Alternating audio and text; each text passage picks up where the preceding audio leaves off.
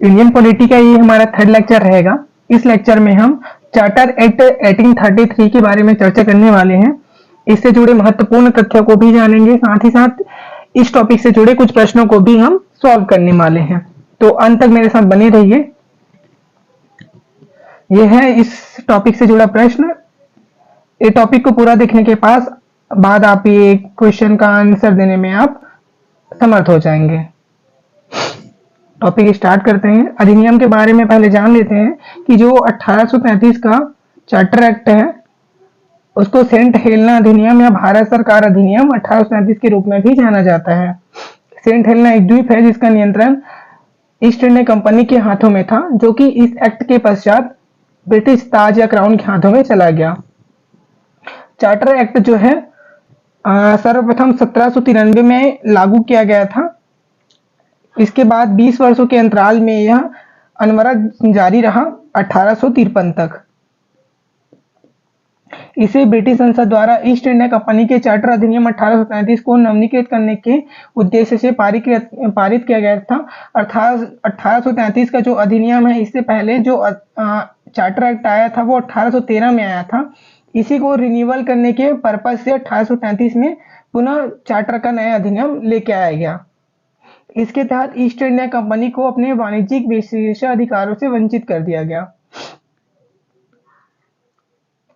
चाय और चीन के साथ व्यापार को छोड़कर व्यापार पर कंपनी का जो एकाधिकार था उसे लेसेस फेयर एवं नेपोलियन बोनापार्ट की महाद्वीपीय प्रणाली के परिणाम स्वरूप समाप्त कर दिया गया।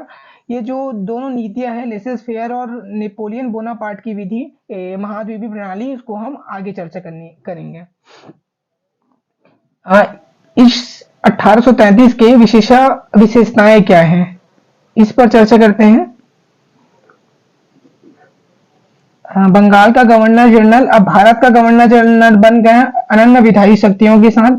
बॉम्बे और मद्रास प्रेसिडेंसी अपनी विधायी शक्तियों से वंचित कर दी गई। विधायी शक्ति मतलब क्या?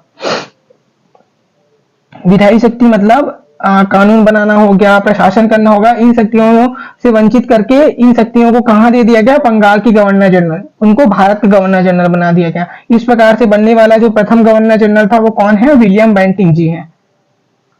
भारत के गवर्नर जनरल को नागरिक एवं सैन्य शक्तियां दे दी गई।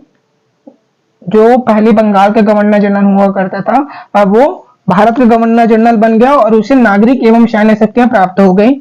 पहली बार भारत में अंग्रेजों के कब्जे वाले पूरे क्षेत्र पर अधिकार करने के लिए भारत सरकार बनाई गई। ऑफिशियली बोल सकते हैं कि भारत सरकार 1837 में बनकर तैयार हुआ। ठीक है, अब है देखते हैं नेपोलियन बोनापार्ट की महाद्वीपीय प्रणाली क्या है।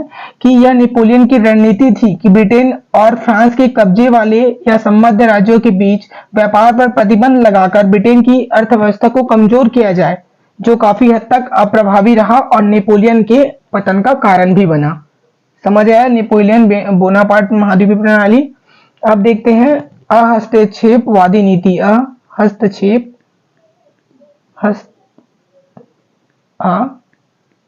हस्तक्षेपवादी नीति क्या है ये?